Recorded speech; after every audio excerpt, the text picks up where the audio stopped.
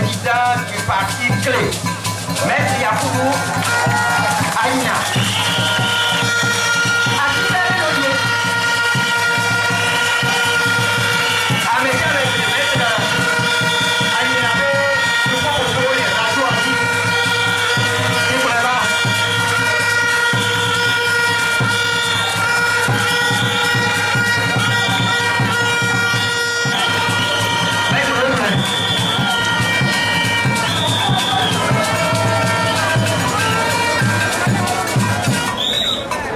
Merci à tout le monde.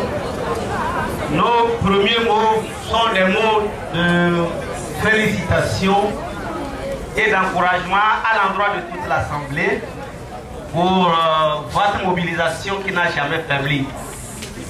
À Clé,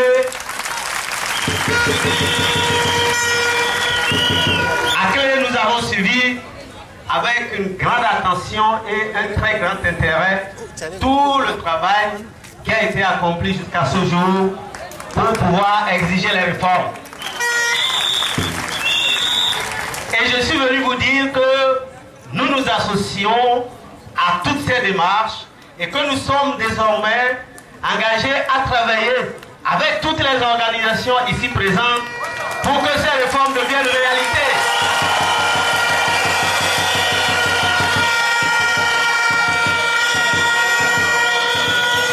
Je voudrais remercier le président Jean-Pierre Fabre et tous les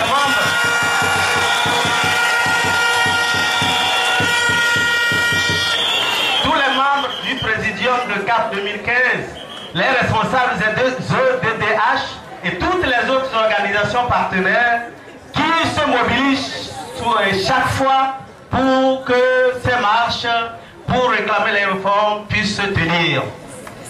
À Clé, nous sommes convaincus que la vie est mouvement. Les Asiatiques disent que tout change, sauf le changement. Ça veut dire que on ne peut pas arriver à un jour où on dira assez, on ne fait plus de réformes. Même les pays les plus démocratiques, aujourd'hui, les plus développés continuent pas à réformer. Vous êtes témoins comme moi de tout ce qui se dit sur les médias. Alors pourquoi chez nous, on peut dire que les réformes que nous exigeons n'auront pas lieu, ou que les réformes se feront après l'élection présidentielle, ou que les réformes se feront, quand les autres le choisiront. Non, à Clé avec vous, Clé est venu vous dire que nous sommes d'accord, nous voulons aller ensemble, tous les jours pour marcher ensemble, aller où il le faut.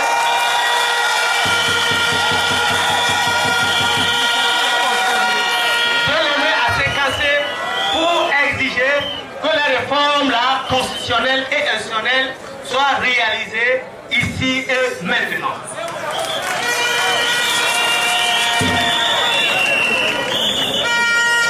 Les réformes que nous demandons ensemble avec tout le monde ici rassemblé, c'est des réformes qui visent à un juste retour des choses. Parce que la Constitution de 1992 que nous avons adoptée ensemble avait déjà prévu les 2 tours de scrutin et la limitation des mandats. C'est plus tard, comme vous le savez, que pour des raisons qui sont propres à certains, ils se sont retrouvés pour faire ce qu'ils ont appelé le toilettage de la Constitution. Alors dites-moi, entre la volonté du peuple qui s'était exprimée en 1992 et la volonté de certaines personnes qui s'étaient exprimées en 2002, fussent-ils les représentants du peuple en ce moment, entre guillemets, quelle volonté doit primer? Je crois que c'est clair, c'est la volonté du peuple qui doit primer. Et donc, réaliser les réformes là, c'est rétablir la volonté du peuple. Et la démocratie, c'est le gouvernement du peuple, par le peuple, pour le peuple, vous le savez tous.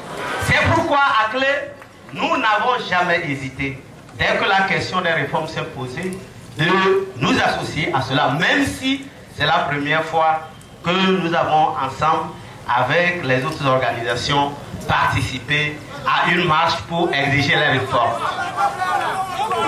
Nous allons désormais marcher dans la main pour exiger et obtenir que ces élections les réformes soient réalisées avant l'élection présidentielle de 2015. Vous connaissez toutes et tous les raisons qui motivent ces réformes-là. Je ne vais pas revenir là-dessus. Mais je voulais seulement, s'agissant des 2 tours et de la limitation du nombre de mandats à 2 par exemple, dire que à la fin de son long règne, qui lui a échappé, qui vient de lui échapper, Blaise Compaoré a avoué à ses proches qu'il était fatigué du pouvoir. Il était fatigué du pouvoir parce que la charge de président de la République n'est pas une petite affaire. Ce n'est pas une mince affaire. Alors après 2 mandats, on peut dire ça suffit. J'ai combattu le bon combat, j'ai rendu de bons et loyaux services, je dois aller me reposer.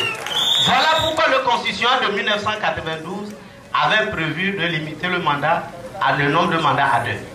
S'agissant de l'élection à 2 tours, je ne vois pas ça contre l'intérêt de qui cela va. Au contraire, ça va dans l'intérêt de qui sera élu au second tour.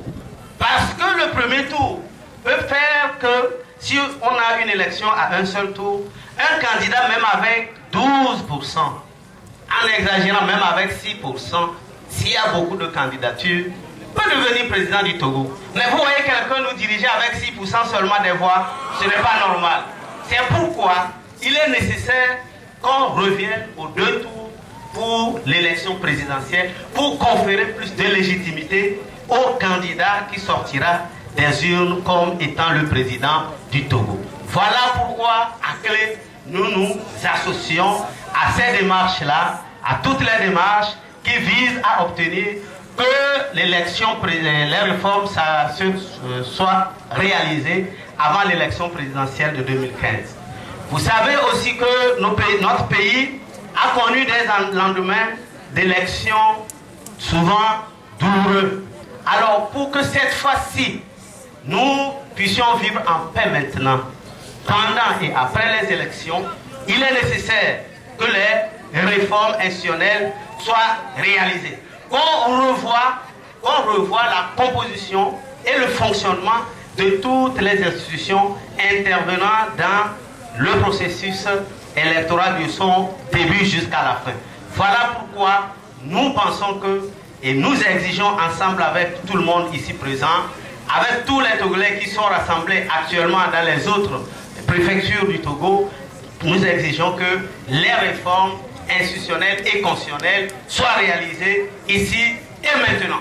Je voudrais vous dire qu'un peuple mobilisé finit toujours par obtenir ce qu'il veut. Si nous sommes mobilisés, nous finirons par obtenir ce que nous voulons. Parce que chaque jour qui passe, l'avantage est au camp de l'alternance. Je suis convaincu de cela. Si nous ne faiblissons pas, nos rangs vont continuer par s'agrandir. Et finalement, nous aurons ce que nous obtenons. Donc, j'invite chacun de nous à ne pas baisser les bras. Mais au contraire, que nous continuions par nous mobiliser. Dès qu'on nous appelle à la mobilisation, à la marche ou à une quelconque mobilisation, un quelconque rassemblement, que nous soyons nombreux, plus nombreux encore, 2 fois, 3 fois, 6 fois, 10 fois plus nombreux que ce que nous sommes aujourd'hui, afin que nous puissions obtenir que ces réformes-là soient réalisées. La clé pour que les réformes soient réalisées, donc, c'est notre détermination et c'est notre persévérance. Je voulais aussi, à la suite de ce que notre sœur qui a prié ici, la prière d'ouverture, notre sœur qui a fait la prière d'ouverture, elle a dit beaucoup de choses qui, moi, ont retenu vraiment mon attention. Elle a dit que Dieu peut tout, qu'avec Dieu, nous pouvons obtenir ce que nous voulons, parce que c'est le Tout-Puissant. Je voulais insister là-dessus.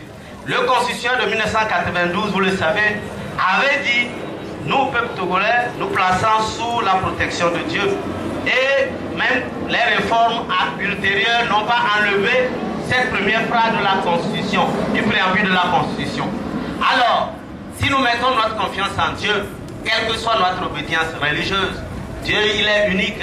Si nous mettons notre confiance en lui, nous allons voir sa gloire. Et sa gloire, c'est que ça change au Togo pour le bien de tous les Togolais. Si nous nous appuyons sur Dieu, si nous sommes fermes dans nos convictions, dans nos croyances, si nous croyons que Dieu peut le faire, Dieu aussi veut le faire pour que son nom soit glorifié dans ce pays. Parce que c'est Dieu qui change les circonstances. Depuis 1990, nous avons essayé pour que ça change en mieux. C'est vrai, ceux qui étaient devant, ils ont fait leur part. Mais il y a eu beaucoup d'obstacles. Je crois que ce qui a peut-être manqué, ce qui a certainement manqué même, c'est le fait que nous ne nous appuyons pas beaucoup sur Dieu. Le musulman a appelé au jeûne et à la prière les vendredis. C'est une bonne chose. Même si on ne se retrouve pas, Dieu écoute la prière des humbles. Dieu écoute ceux qui s'adressent à lui. Donc, en même temps que nous nous mobilisons, n'oublions pas d'entretenir une relation de qualité avec Dieu par la prière. Et si nous le faisons, nous savons que nous aurons ce que nous obtenons, c'est-à-dire que les réformes soient réalisées avant l'élection présidentielle de 2015. Voilà, je m'arrête ici. Je voudrais vous remercier et appeler à ce que nous restons mobilisés, que nous puissions parler à ceux qui sont restés. Les gens, quand nous passions dans la rue, il y avait plein de personnes qui acclamaient. C'est bon, mais ce serait encore mieux si elles pouvaient la prochaine fois se joindre à nous pour que notre groupe s'élargisse et que ceux qui sont réticents à faire les réformes sachent que le peuple togolais est vraiment mobilisé pour obtenir ces réformes. Je vous remercie.